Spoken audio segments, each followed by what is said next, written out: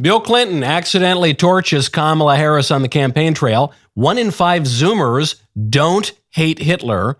And if that weren't enough, Christopher Columbus might have been a Jew. I'm Michael Knowles. This is The Michael Knowles Show.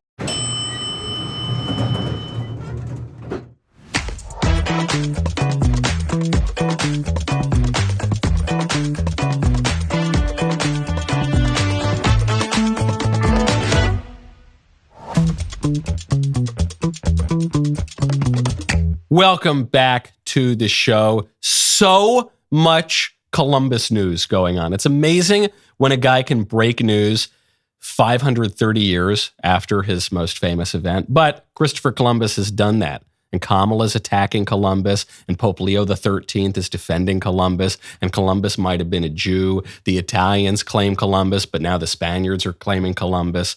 Who was Christopher Columbus, and what does he mean for us? We'll get to that just momentarily.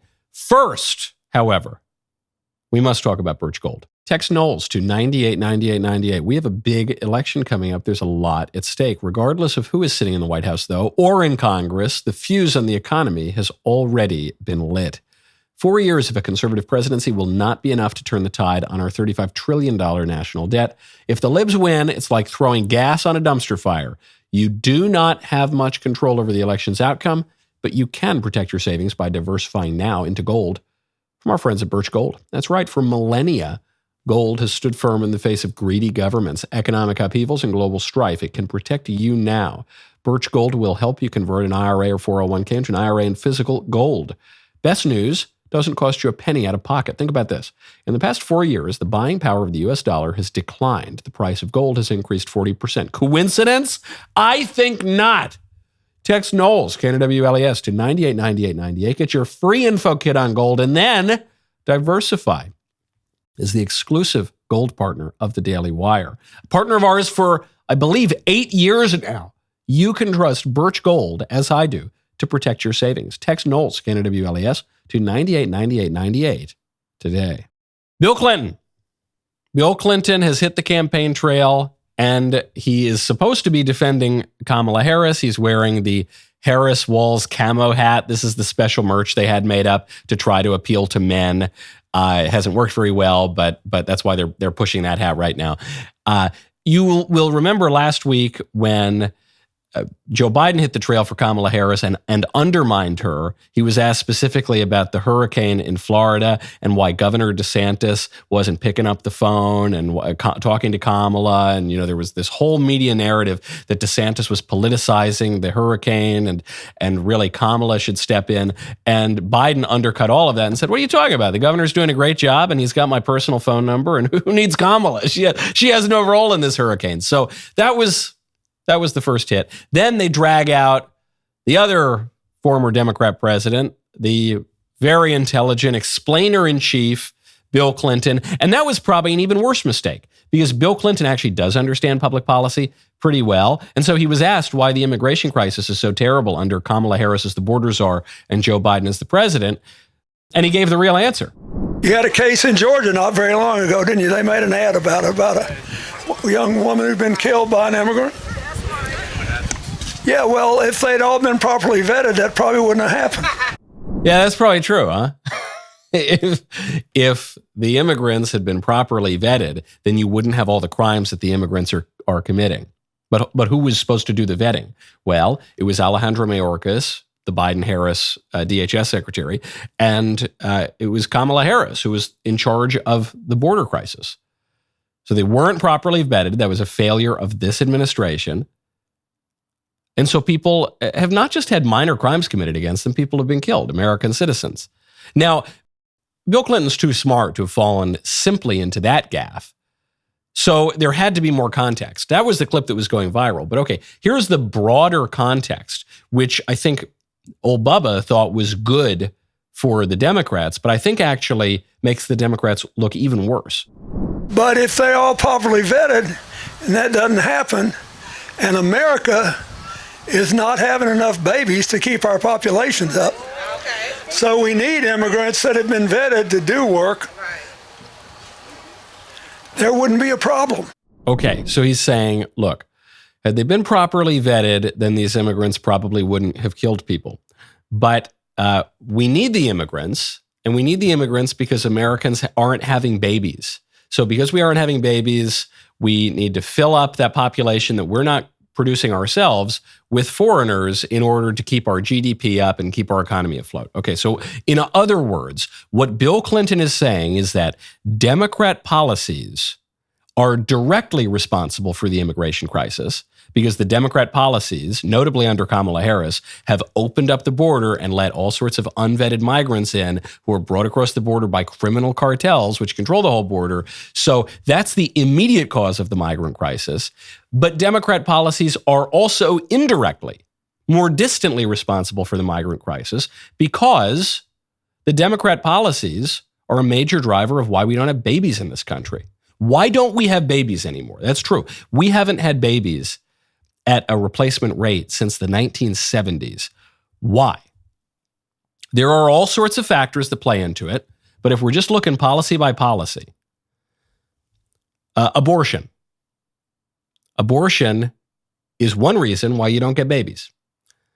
Contraception. The libs pushing for contraception everywhere. 2 Supreme Court cases to create a constitutional right to condoms.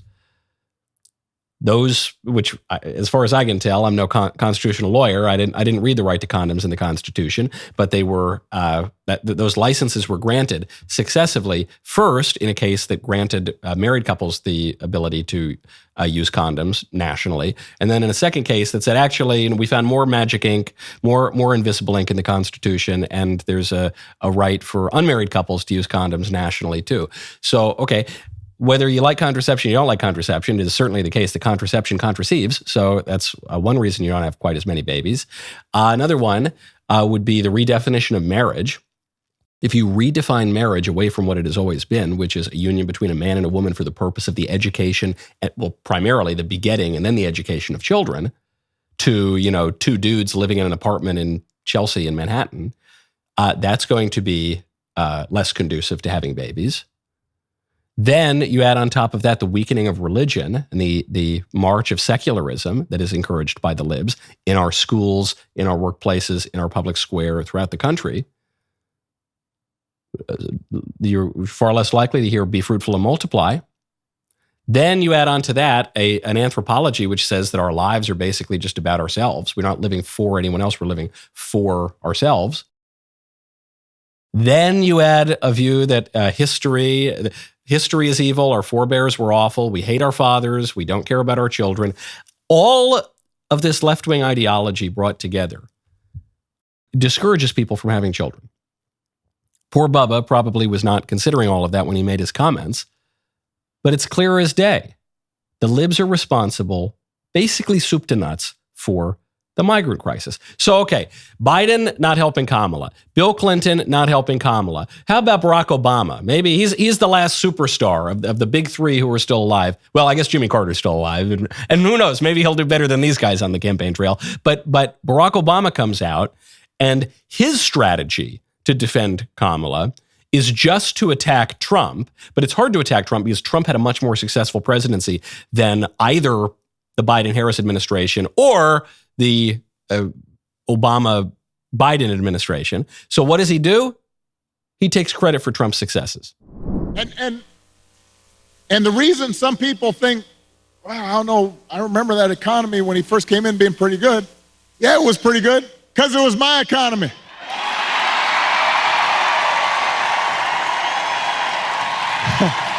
We had 75 straight months of job growth that I handed over to him.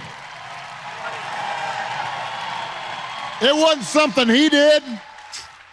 I had spent 8 years cleaning up the mess that the Republicans had left me the last time.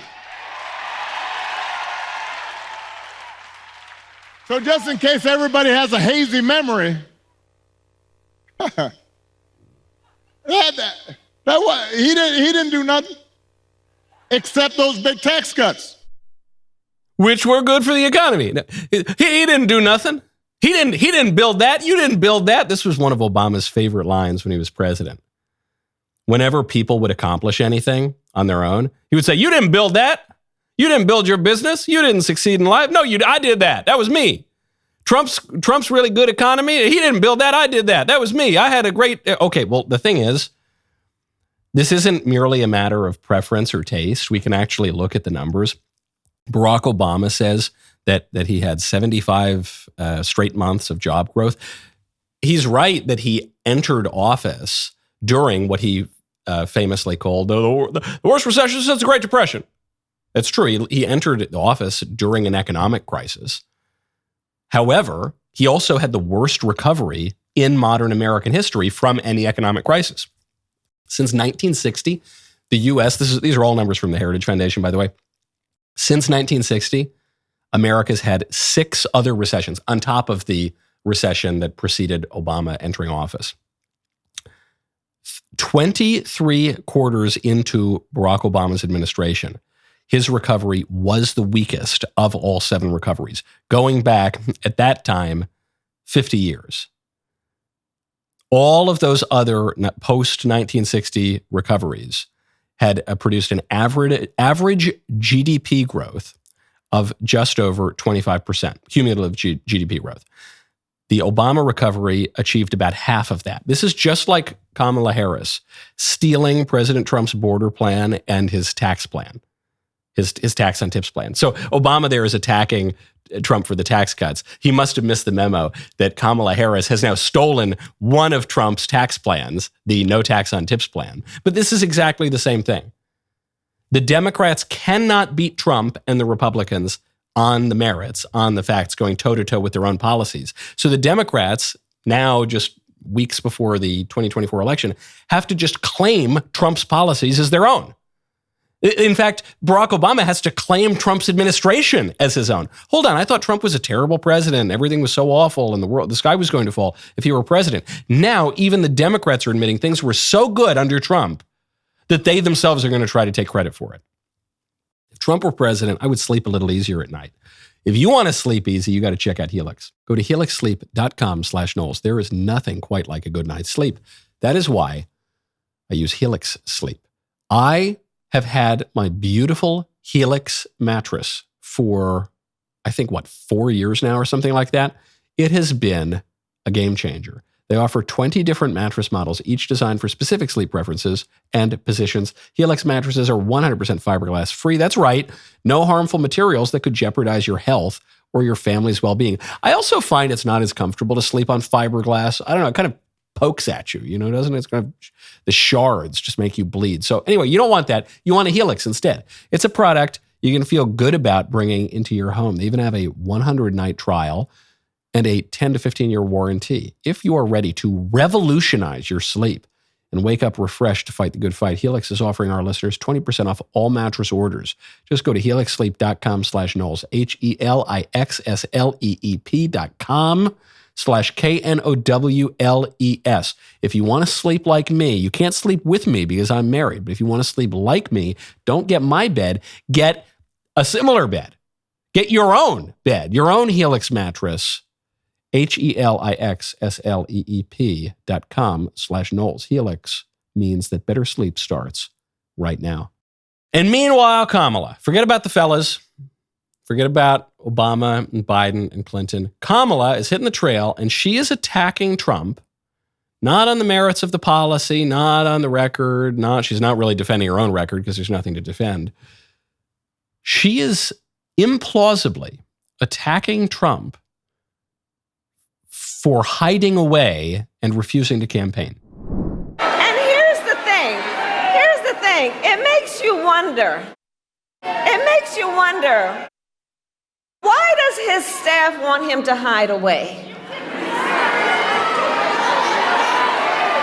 One must question. Are they afraid that people will see that he is too weak and unstable to lead America? Is that what's going on? It took this woman 55 days after Joe Biden dropped out and endorsed her. It took her 55 days to give her first sit-down interview with the friendly press, with the press that supports her. It took her 55 days. She literally hid from even the friendly journalists that she knows for 55 days, almost 2 months. Donald Trump, around that same time, was shot in the head and did not change his rigorous campaign schedule one iota.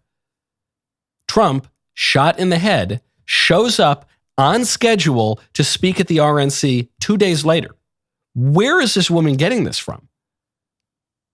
Hide away. She has hidden away for most of this campaign, at least much of this campaign. Joe Biden has been hidden away by his handlers for much of the last 4 or 5 years. Donald Trump, say what you will about him. Maybe you hate Donald Trump. Maybe you think he's the Mango Mussolini or something. Even if you were the biggest TDS Trump hater in the world, you cannot seriously accuse this guy of hiding away. He is out there every single day. The libs tried to lock him away in Manhattan courtrooms, and he was still campaigning in bodegas. He was still campaigning up there in the Bronx, or up in way uptown Manhattan, in hostile territory. Are you kidding me? What is this about? I'll tell you what it's about. This is not about the truth. It's not even just about projection, the Democrats accusing the Republicans of things that they themselves do. This is about Kamala trying to bait Trump to attack her. Kamala does not have a lot of options right now. The debate that she had against Trump did not achieve its purpose. The purpose of that debate, even if you think it was a draw or Trump could have done better or Kamala could have done worse or whatever, it didn't achieve what she had to achieve, which is to really set her on a trajectory to win the election. Didn't do that. Then there was the vice presidential debate, which this year I think was more consequential than most years because it's been such a crazy election. The candidates have been swapped out. President Trump is running for a non-consecutive second term. He's a man of a certain age, so we're looking at the second guy on the ticket a little bit more. And JD totally blew walls off the stage. So that hurt the momentum of the campaign. Now outside events are hurting the momentum of the Kamala campaign. And so she's got nothing. There aren't a lot of turning points left. She's got to try to bait Trump into attacking her. Now, there have been certain reports that Trump in private fundraisers or meetings has insulted Kamala, and I won't use the word, but it was pretty funny. And reportedly, let's just say he insulted her intelligence in a flippant and offhanded way that most people would probably conclude is accurate. But he doesn't really do it publicly. He doesn't have to come out there and pummel her publicly because her record is so weak, and she is such a weak candidate. And now, because she's trying to turn the momentum around, she's not hiding any longer. She's going out and she's giving interviews, but the interviews are terrible. They're so bad that even her friendly journalists are asking her basic questions that she can't answer. So to me, this is desperation. This is flailing. This is saying, please, Donald, give me personally more attention. Make this about a spat between a man and a woman, and let me claim, I'm a woman, hear me roar. Let me tell you, excuse me, I'm speaking here. She's trying to have that moment, and it's just not happening. And the premise for it is not resonating with anyone. Say what you will about Trump. The man certainly doesn't hide. Meanwhile, Kamala's record and her old comments are coming back to bite her. Not just the nonsensical things she's saying during this campaign, but the nonsensical and alternately radical things she said back in 2021 or 2020 or 2019. Yesterday was Columbus Day, one of my favorite holidays of the year. And this statement came back to haunt Kamala yesterday. Back in 2021, Kamala Harris had this to say about the brave Italian explorer who discovered for Christendom the Western Hemisphere and established the conditions for the founding of our very nation. Here's what she had to say about him. It is an honor, of course, to be with you this week as we celebrate Indigenous Peoples Day, as we speak truth about our nation's history. Since 1934, every October, the United States has recognized the voyage of the European explorers who first landed on the shores of the Americas. But that is not the whole story. That has never been the whole story. Those explorers ushered in a wave of devastation for tribal nations, perpetrating violence, stealing land, and spreading disease. We must not shy away from this shameful past, and we must shed light on it and do everything we can to address the impact of the past on Native communities today. Okay, before we get, there's so much nonsense in there, but the part that sticks out the most to me is that she blames our forebears, our ancestors, the people who settled the West, the Western Hemisphere, and gave us our country. She blames them. She finds them morally culpable for having disease. That's what she says. Do we blame any other group for spreading disease? Does Kamala Harris blame the homosexuals for spreading AIDS all around the world? Probably not. In fact, that very suggestion, if you said that in the presence of Kamala or a liberal, they would be appalled. They might slap you across the face. How dare you suggest such a thing? Even in the more recent past, are we allowed to blame the Chinese for spreading COVID? Remember when COVID came out, the liberal establishment was insistent, we cannot blame this on Wuhan. We cannot blame the Chinese. You can't ever blame any people for spreading a disease. Should we blame Zaire for monkeypox? Or I guess the homosexuals for monkeypox. I don't know. I forget exactly the origins of monkeypox. But no, we don't blame anyone. Even disease, this woman wants to blame on white people, on Europeans, on the people who settled the Americas. Then, this is back during the 2020 race. This was before 2020. I think this was probably back in 2019. In New Hampshire, Kamala Harris was asked if she would cancel Columbus Day. If she hated the Admiral of the Ocean Seas so much that she would cancel the federal holiday. Her answer. So I'm wondering, would you support efforts on a federal level to change Columbus Day to Indigenous Peoples Day? And why does that matter so much? Sure. Yeah. And why it matters is, to your very point, we have to remember history. Sure, yeah. Yeah, I would cancel the man to whom I owe my entire existence here. I would, because we need to understand history. And we'll get to Kamala's understanding of history. I think it's a little bit of a cloudy conception of history in one moment. First, though, speaking of conception, I want to tell you about preborn. Go to preborn.com/Knowles. Kamala's extreme radical stance on abortion is clear. The media have dubbed this the abortion election. We have to join and stand up to evil. When you join forces with Preborn, the largest pro-life organization in the country, you are protecting the greatest victims in our society, babies in their mother's womb. Preborn's network of clinics is positioned in the highest abortion areas in the nation. They have rescued over 300,000 babies. When a woman considering abortion searches to end her baby's life, Preborn is there. The power of the ultrasound, combined with God's love, doubles a baby's chance at life. One ultrasound is just $28. 5 ultrasounds, $140. To donate securely, just dial pound 250, say keyword baby. That's pound 250, keyword baby, or go to preborn.com/Knowles. That is preborn.com/Knowles, Knowles. This is an organization that I personally support. If you have the means, would you please consider a leadership gift to save babies in a big way? Your tax-deductible donation of $5,000 will sponsor Preborn's entire network for 24 hours, helping to rescue 200 babies. To donate, dial pound 250, say the keyword baby, pound 250 keyword baby, or preborn.com/Knowles. Kamala Harris wants to cancel Christopher Columbus, end the federal holiday, in her own words, because we have to talk about history. Okay, so what's Kamala's understanding of the history of Christopher Columbus and the history of our whole country? People did not want to deal and accept, and most importantly, admit that we are the scene of a crime when it comes to what we did with slavery and Jim Crow and institutionalized racism in this country.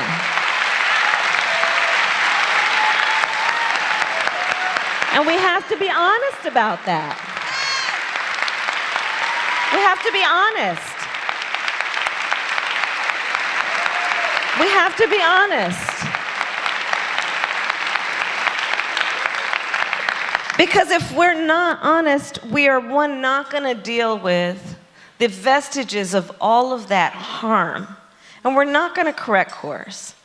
And we're not going to be true to our values and our morals. And so, similarly, when it comes to indigenous Americans, the indigenous people, there is a lot of work that we still have to do.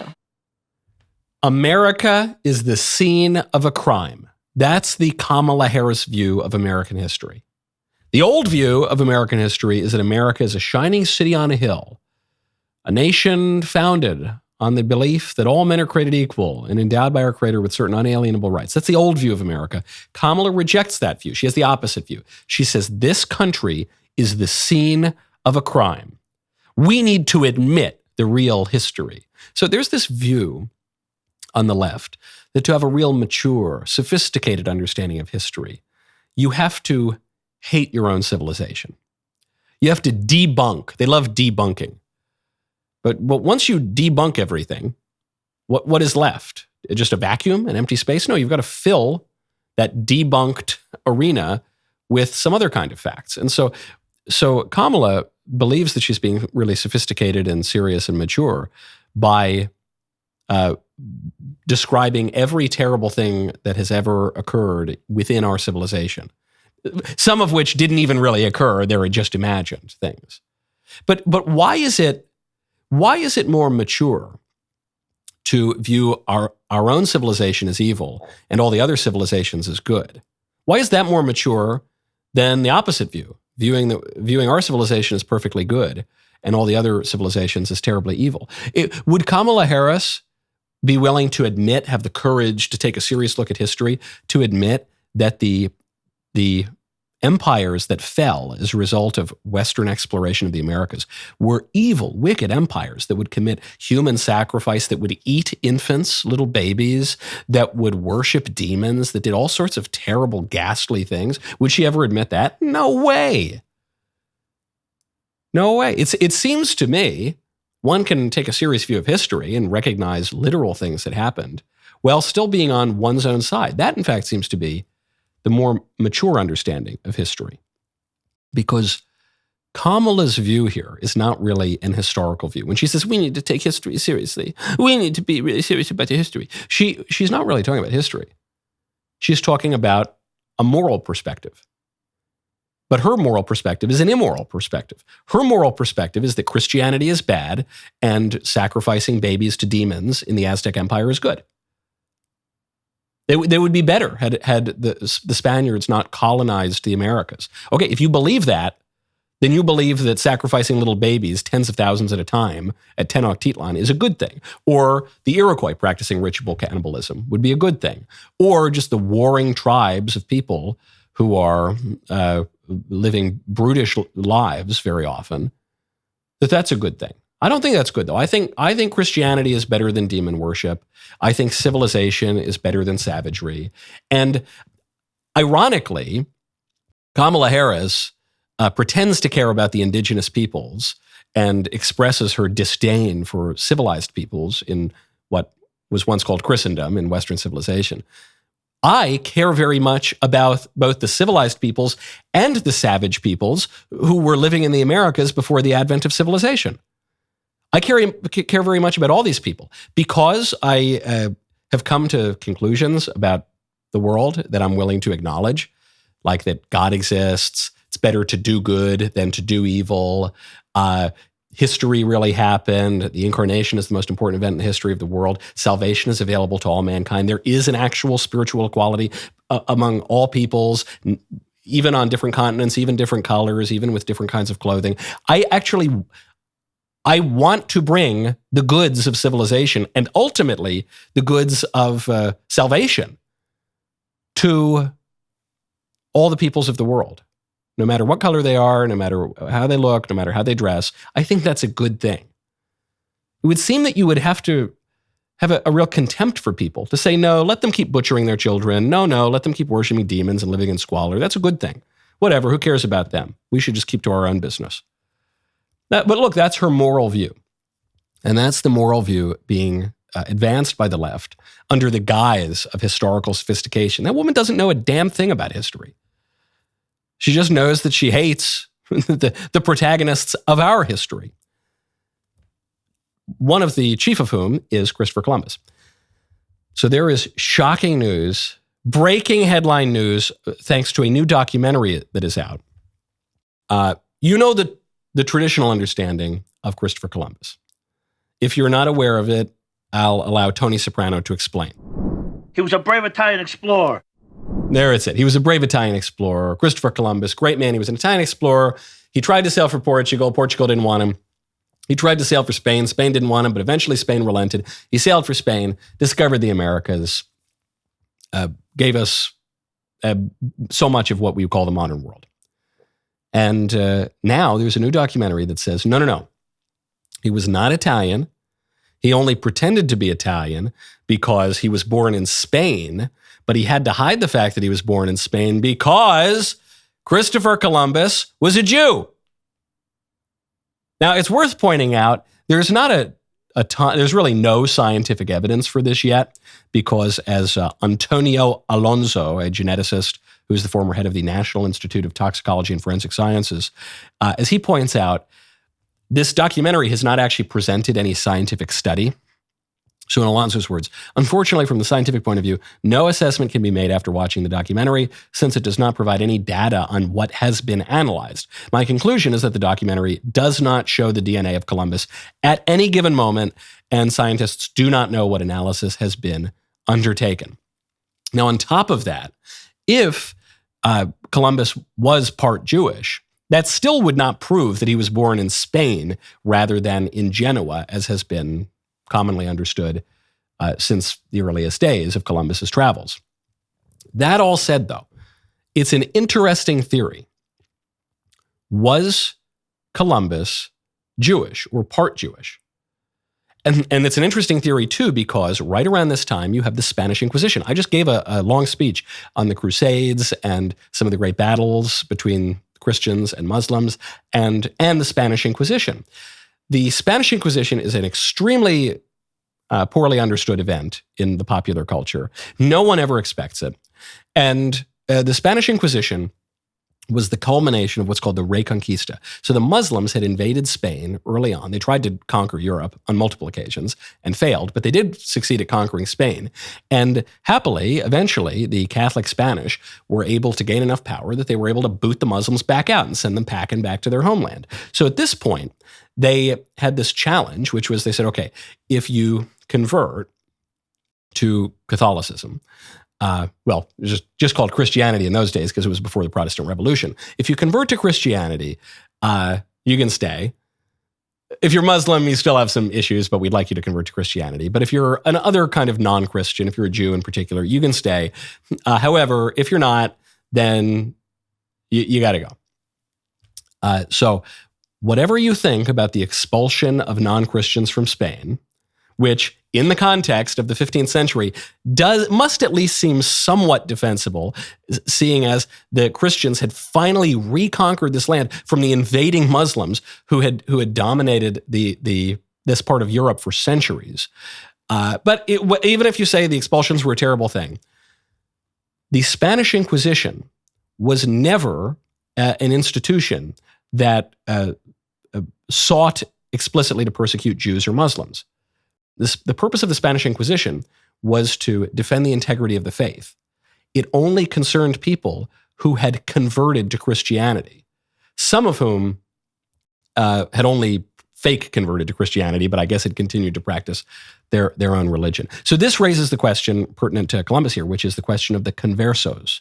The conversos were Jews who had, around the time of Columbus, or even much earlier, converted to Christianity. Now, there's another group, the Marranos, I think, who were Jews who had said they converted to Christianity, but secretly were not Christian and were still Jewish. But that first group, the conversos, were people who were ethnically Jews, just like the apostles, just like many, many early Christians, and had converted to Christianity. The people behind this documentary seem really confused about that fact, because they don't see how a Jew could be a Catholic. They don't see how someone who's a converso in this time in Spain could be a Catholic. Some of the most prominent saints that we think of today were conversos, were ethnic Jews who came from the lineage of people who had converted in Spain. Teresa Benedict of the Cross. Well, she was not a converso. That was Edith Stein. She came much later. Teresa of Avila. Her family converted through the Spanish Inquisition. John of the Cross. Obviously, the apostles were ethnic Jews. There's no actual study yet, but the one thing that we can know for certain is not true about this story is that Christopher Columbus secretly practiced the religion of Judaism. Because Christopher Columbus, according to every account we have of him, was a devout Catholic who regularly said all the prayers, who undertook the voyage for the spread of the gospel, who wanted to fund another crusade to the Holy Land, to reclaim the Holy Land for Christians, who was one of the most devout men of his era.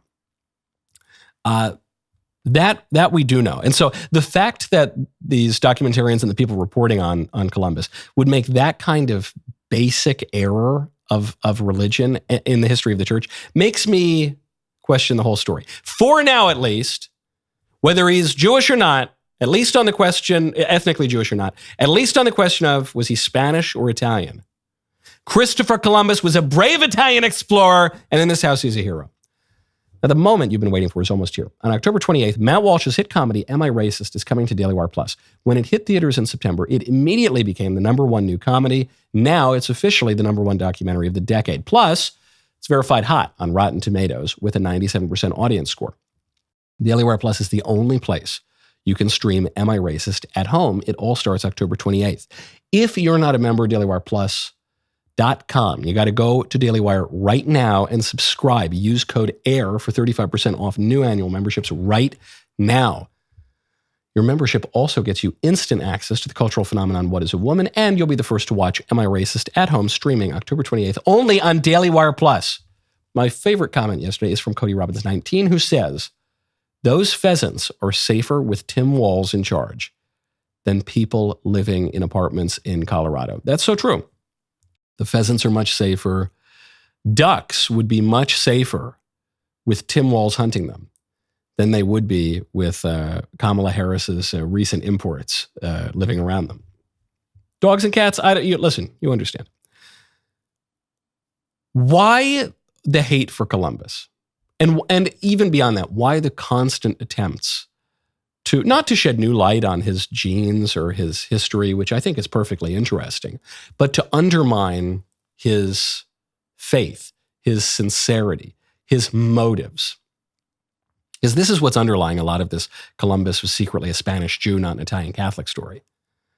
They want to undermine the notion that this man did want to spread the gospel, that he did want to fund a new crusade, that all he wanted to do was escape persecution in Spain, that all he wanted to do was make some gold in the Americas, that it has to always be this base motive. Why? Pope Leo XIII explained why in his wonderful celebration of Columbus in 1892. Quarto abbaunte seculo, 4th century away. And this, I think, really, this has a lot to say, not just about Columbus, not just about 150 years ago. This has a lot to say about our own time and how we understand our own motivations. He wrote, now that 4 centuries have sped since a Ligurian first, under God's providence, touched shores unknown beyond the Atlantic, the whole world is eager to celebrate the memory of the event and glorify its author. Nor could a worthier reason be found wherethrough zeal should be kindled. But there is, besides, another reason, a unique one, why we consider that this immortal achievement should be recalled by us with memorial words. For Columbus is ours. It is indubitable that the Catholic faith was the strongest motive for the inception and prosecution of his design, so that for this reason also the whole human race owes not a little to the Church. This view and aim is known to have possessed his mind above all, namely, to open a way for the gospel over new lands and seas. And here's the real punch. This indeed may seem of small likelihood to such as confine their whole thought and care to the evidence of the senses and refuse to look for anything higher. But great intellects, on the contrary, are usually wont to cherish higher ideals. That's why Kamala Harris hates Christopher Columbus. That's why everyone tries to undermine Columbus's motives, whether using science, dubious or legitimate science, using historical records that are certainly dubious, using all manner of ideology. They hate him because he is ours and because he had higher motivations than the base, sensual people, the degraded economic man of our modern era can understand. Or at the very least, higher ideals than the base people of this era can bring themselves up to.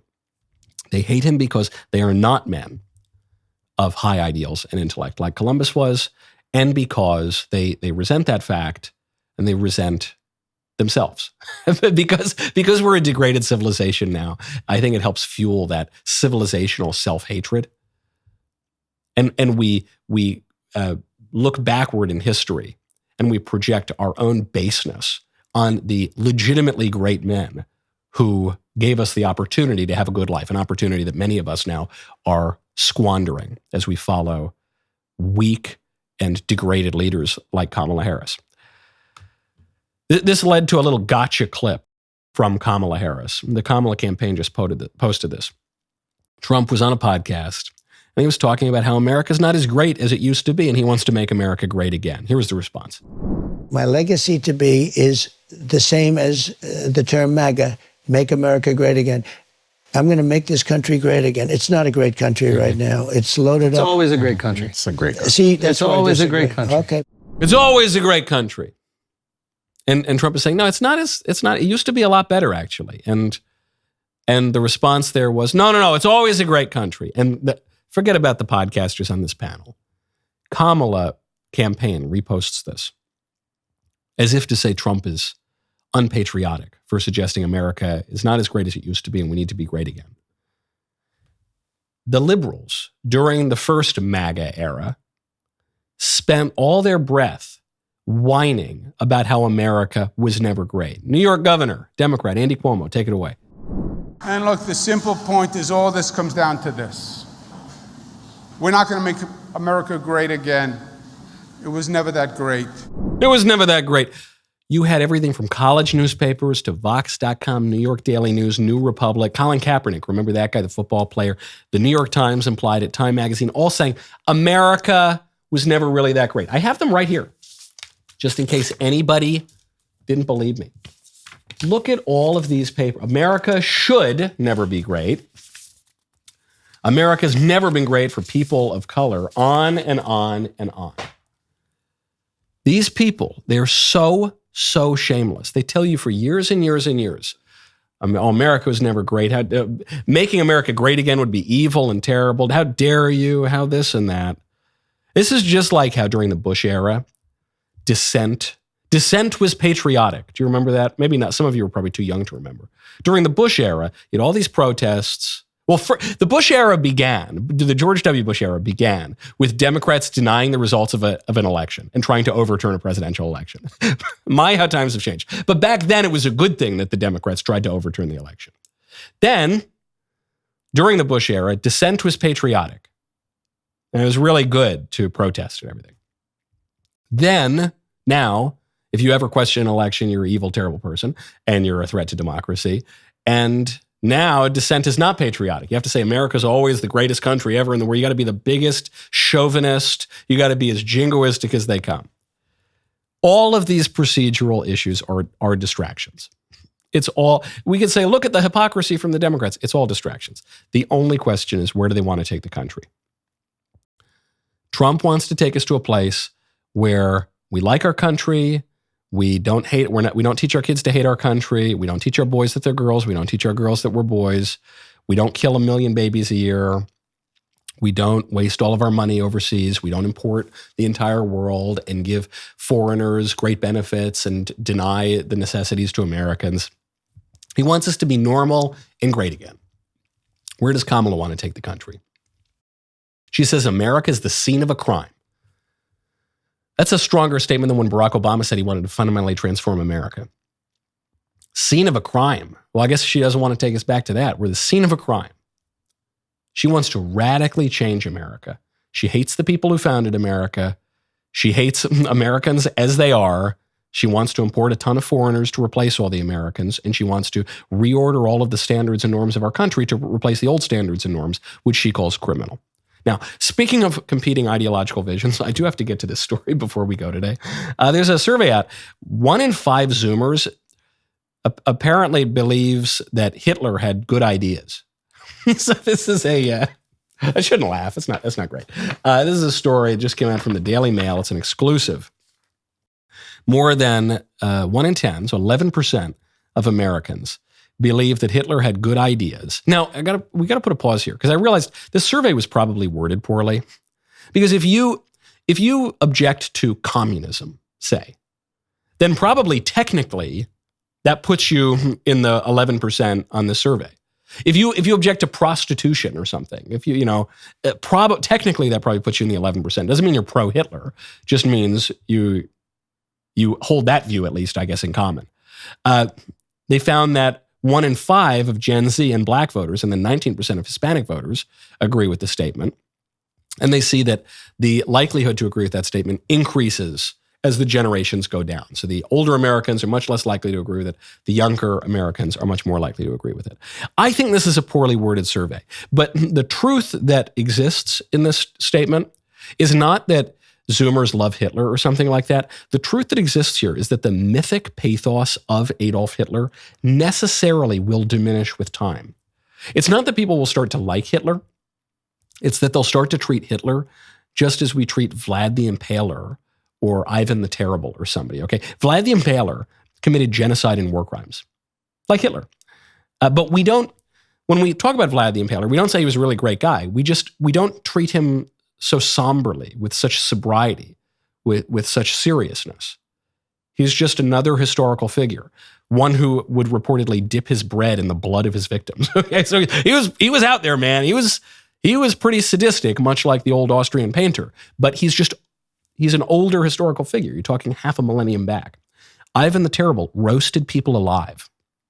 You want to talk about specifically going after Jews? He drowned a whole town of Jews, unconverted Jews, Ivan the Terrible. But we don't think of him with the same intensity and sobriety and seriousness.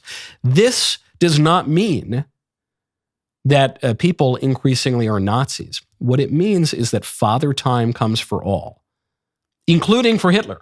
Okay? It means that history advances and it changes people's mythic perceptions, even of historical events. It means that history changes a little bit too, and our understanding of who we are vis-a-vis history, which is why the libs spend so much time trying to set their own narrative about history. They know it matters. They know that Christopher Columbus matters. That's why they spend so much time and effort trying to change all of those conceptions. It's why conservatives cede those narratives and those conceptions at our own peril. Okay, speaking of narratives, I'm joined today by Kyle Mann of the Babylon Bee to talk about one of the most important movies, about one of the most important historical events that is out right now. The rest of the show continues. You do not want to miss it. Become a member. Use code Knowles at KNWLES at checkout for 2 months free on all annual plans as we head into Tee Tuesday.